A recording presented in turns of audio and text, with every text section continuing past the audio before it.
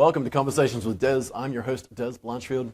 I've invited Kevin Jackson to join me for a conversation about an ebook that focuses on 5G and retail, published by AT&T Business. Kevin, great to see you. Thanks for joining me. Well, thanks for inviting me, but I was at the mall, trying to buy some new suits and everything. I think I'm looking forward to how 5G is going to help me, get the right size. I know we both just read this thing. It's only just been published, and I thought I'd drag you out of the shopping and have a conversation. So when we think about retail, it's a big industry. So let's just talk about some of the key things that we think are going to transform us. You've had a quick read. What are some of the things that come to mind immediately? Well, everybody thinks about the brick and mortar is going away, but that's really the core of where the retailers learn about their customers. Yeah. And what they're doing is pushing out the ability to service their customers over these advanced 5G networks. Think about creating or having 3D printers at home that could deliver custom products. You could even do it in store. Indeed. But you can have real flexibility, the ability to personalize just about any product and deliver it either in store or at home. Indeed. And this is one of the things that the 5G network is going to really improve.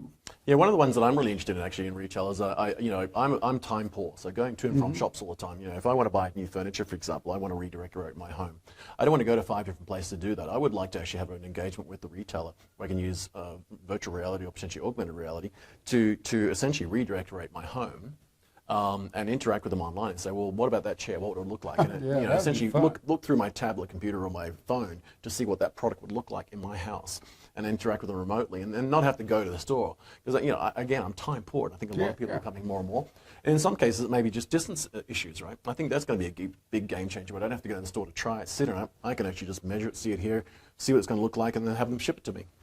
Well, I was talking, kind of, joking about the mall, but in the near future, you could walk past the storefront, right? And the store be able to sense that you're there, know exactly what you want. And because 5G will be able to have this distributed computing power, it could understand what you need and present it to you in VR or augmented reality on your device what you need there. I could see you doing virtual clothing, given that you've just been in the store. You could be doing virtual try-on of clothing, without necessarily having to even go into the store. As you standing walk past. outside, They could even promote just the latest fashions. Again, I don't like necessarily getting dressed and changing, going in the mirror. I'm a bit conscious of that.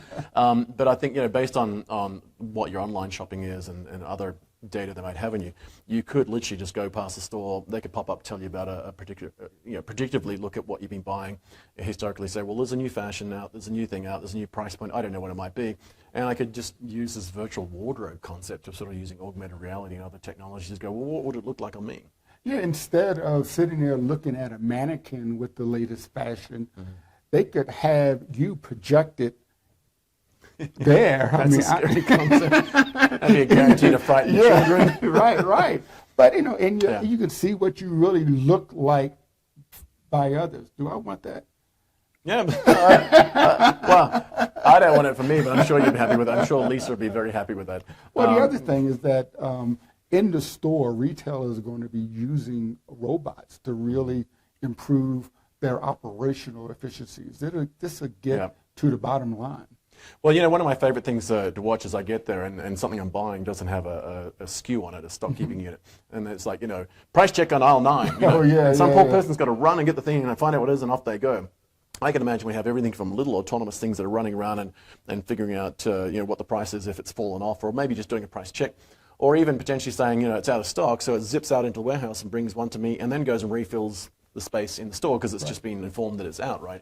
I think there are a lot of those things that humans could be sort of freed up from those sort of drone-like activities, which probably kill us most in our hearts and souls. I don't want to be doing stock loading on the shelf, but I would like to add more value on the floor of the store to interacting with customers. So I think some of those things can be done very quickly, and also it removes hazards because now I'm not having to physically move things onto the shelf. I'm not touching things that could break. So I think there's a lot of those technologies that over 5G networks and augmented reality, whatnot, from the shopping experience, you could visualize it. Robots at the other end could be helping remove some of the more mundane tasks. One of the things I learned is that there's a huge cost to grocery stores when stuff is spilled. And having robots to come and clean this up reduces their cost, reduces their risk, and helps them on their insurance.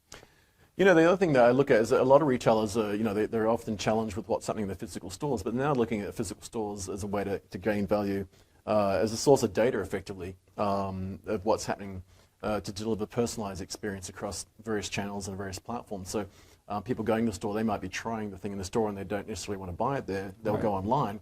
I think we're going to see retailers saying, oh, sorry, come and try it in here because you've got the physical thing, but then you can go and buy it online and buy different, through different platforms, different channels and so forth. And I think the thing that 5G makes possible here is that you can do a bit of both. You can do a sort of that hybrid, some at the store, some walking past the store. I can go home and see it in virtual reality, augmented reality, but I get to choose. And I think there's a big thing reading this ebook around what's happening with 5G and the innovation of technology around retail is that now we're giving consumers even more choice about how they engage with the retailers, engage with the stores, how they, whether it's from fulfillment or just the customer experience and trying and buying.